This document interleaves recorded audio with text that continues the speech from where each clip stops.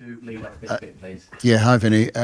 You had Andros Townsend here in the summer. He's ended up at Luton. What happened from your point of view in that with Andros here? No, I just think we got the chance to witness an exceptional professional. I think he came to us. He was on the back of maybe more than 18 months not playing. Everything we witnessed was a player that was in first, out last, really trying to do everything he could to get his body right. And that did a lot of work before even joining us, but we were just a part of that. And then in the end, I was just extremely honest with him. We offered him a contract because we had a short-term need that we thought was going to be because there was a thing with Wilson Odobert that needed paperwork and he wasn't signing in time, and then the season was about to start. We had Luka Koloesho, who we didn't have a clue was going to be hitting the ground this fast and this hard. We thought Brun Larsen wasn't sure because he hadn't played for a while at Hoffenheim, so there was like, and I think we had, I can't remember if it was Benny injured or something. So there was like a succession of things where we had very few players available. And because of that, we offered him a contract, and because he did really well. But then afterwards, when Luka came in and he trained for for 1 week, when Odobert came in, Brun Larsen was way fitter than we thought he was going to be.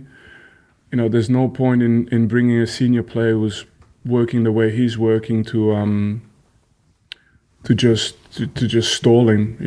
I think him having the option to play for Luton is the right option for his career, and I explained that to him as well.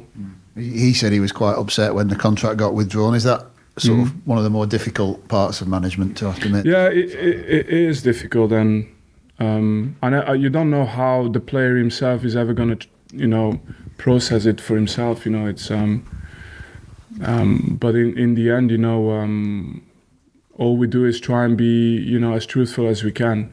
So we didn't play games with it.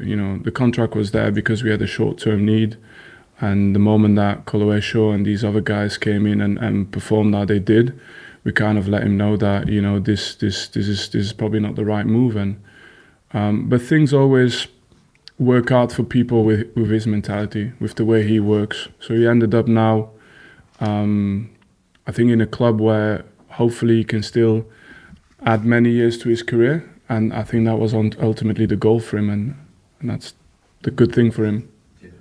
Vinny, you probably answered this question if that, but I'll ask it anyway. You've no regrets, obviously, the way the things panned out, that you didn't keep Andros, thinking maybe could be doing for you what he's now doing for Luton, really? You still feel it was the right thing because you didn't want to stand in the way of those other players? No, but there's absolutely no... You have to have regrets if you're doing things for the wrong reason,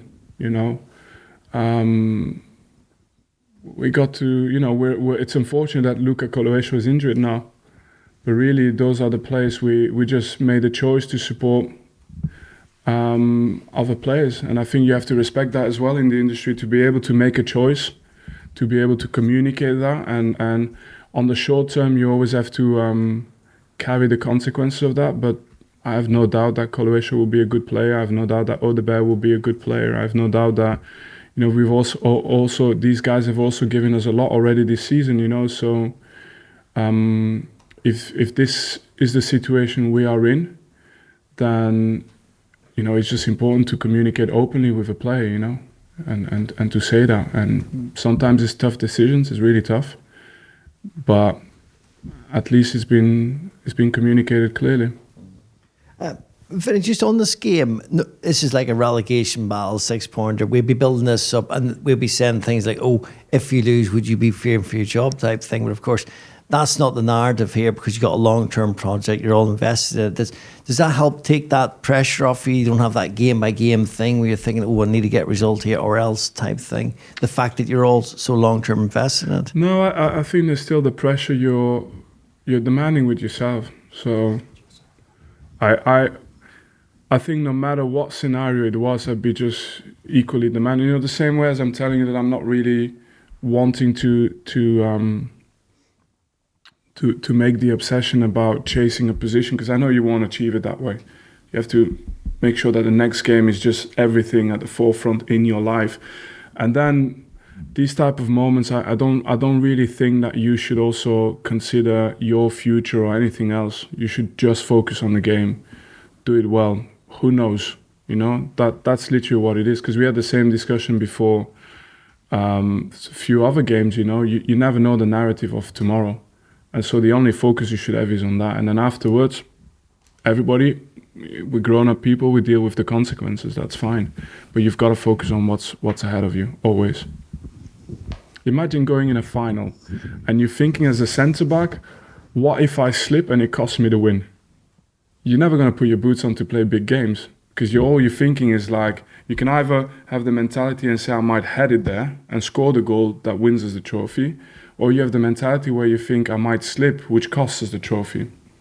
It's a choice you have to make. Yeah.